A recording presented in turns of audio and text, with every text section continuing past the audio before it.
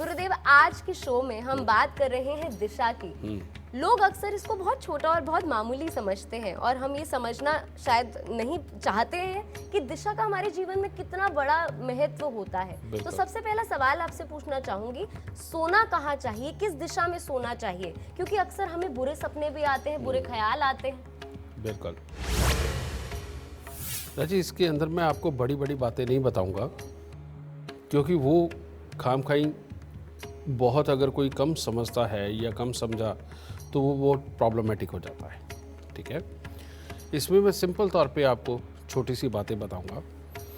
सबसे पहले हमारा सोना और किस दिशा में सोना ये बहुत महत्व रखता है, क्योंकि अगर एक रात की नींद पूरी ना हो और सोते हुए जो हमें आराम मिलता है, जिस तरह के विचार सोए पड़े भी दिमाग के अंदर आते हैं, अगर वो स्मूथ ना हो तो हमारा जीवन जो है उसकी दिनचर्या अच्छी ना होने के कारण भी ज़िंदगी के अंदर बहुत बड़ी मुसीबतें पलती हैं। ठीक है, रात को सोते समय अगर शरीर के अंदर विचलन रहे और साथ ही अपनी मानसिकता में पीछे की तरफ में कुछ ऐसा चलता रहे जो आपको खामखाई परेशान करके रखे, तो ये आपके जीवन के ऊपर बहुत ही प्रतिकूल प्रभाव डालता है, जिसके चलते हुए सुबह उठ करके जो काम करने होते हैं वो भी ढंग से नहीं हो पाते, जो सोच समझ के डिसीज़न लेने होते हैं वो अच्छी तरह से डिसीज़न नहीं हो पाते, हमारे वार व्यवहार में बहुत बड़े बदलाव आते हैं। इसीलिए सोने की दिशा तय करना बेइंतहा ज़रूरी है, और वो है चाहे बच्चे हों चाहे बूढ़े हों। हमें सबसे पहले कोशिश यही करनी है कि दक्षिण की तरफ सर हो, और दक्षिण की तरफ जब आपका सर होगा तो उत्तर की तरफ पाँव होंगे।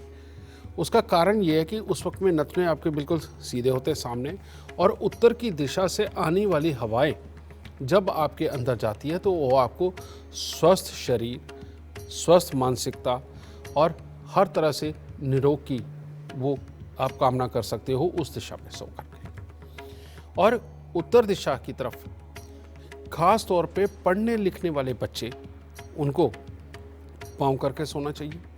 जो बुजुर्ग बीमार हैं उनको भी कोशिश यही करें कि उत्तर दिशा की तरफ ही वो पाँव करके सोएं और दक्षिण दिशा की तरफ उनका सर होए। इससे शरीर के अंदर समझिए बहुत बड़े बदलाव आते हैं, जिससे कि निरोगी काया का भी फल मिलने लगता है, याददाश्त इम्प्रूव होती है, बच्चों में सहन शक्ति बढ़ती है और साथ ही याद रखने की क्षमता भी बढ़ती है। ठीक है, एक तो ये हो गया। दूसरा, सोने की दिशा किस तरफ होनी चाहिए?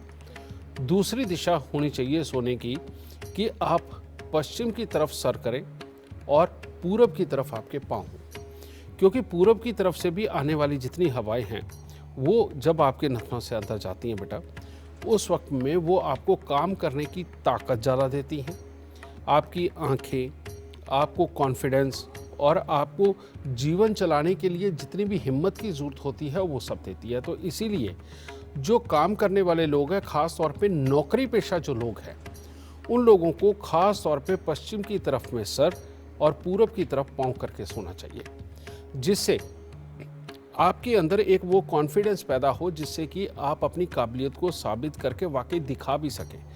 ज़्यादातर नौकरी करने वालों में एक प्रॉब्लम होती है कि वो खुद के डिसीज़न नहीं लेते, वो हमेशा कोशिश ये करते हैं कि कोई दूसरा ही इसकी जिम्मेवारी उठाए, वो सिर्फ काम करे, और यही उनका सोचना उनको उनके जीवन से अच्छी ऊंचाई से दूर रखता है। और फिर किस्मत को दोष देते हैं कि नहीं, हमारी सैलरी नहीं बढ़ी, हमारे लिए ये प्रॉब्लम हुई, हमें कोई देखता नहीं, हमें कोई आगे बढ़ता नहीं। क्योंकि कारण ये कि जब तक आप स्वयं अपने लिए खुद जिम्मेवारियां नहीं पालते और खुद जिम्मेवारी लेकर के डिसीज़न नहीं लेते और इनसे अगर आप बचते फिरते हो तो बेटा तरक्की नहीं मिला करती।